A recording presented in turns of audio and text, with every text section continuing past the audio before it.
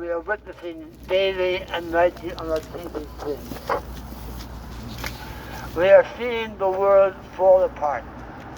The United Nations rendered meaningless, the International Court meaningless, the so-called rules-based society being broken primarily by the guy who writes the rules. Everything is falling apart. And we see the horror of this man being raped to death this week.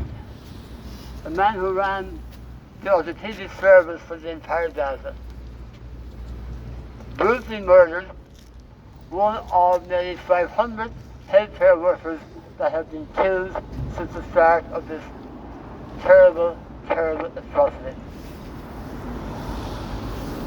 But an even almost equal tragedy is that the Royal College of Surgeons, UCD Medical Food, GCD Medical Food, and all the other so-called universities here, not one of them, the IMO, the Irish Hospital Consultants Association, none of them have made any comment about what happened to that poor man and his 450 other colleagues.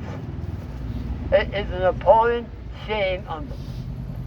It's the same with our press, it's the same with our television, it's the same with our sporting organisations.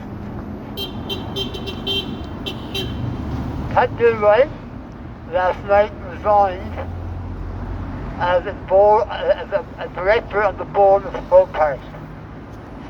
And his reason for resigning is that the GA Folk Park has now become a business, totally devolved from the grassroots of the association and in direct conflict with the principles on which the GA was founded. The GA, by its nature, should be to the forefront of any anti-colonial occupation policy by any country in the world. But they are all now in the pockets of the Americans and afraid to do anything. So Park has made a big, brave move and resigned. And the repercussions of that will be very severe for the GAA. He, in particular, was incensed by the idea that the Pittsburgh Steelers from the NFL are going to play some of their home games there in Folk Park from now on. Now the NFL is actually the plantation in modern terms. These guys are 90% black, none of the owners are black, they are slaves. And also, it is the propaganda wing of the American military forces.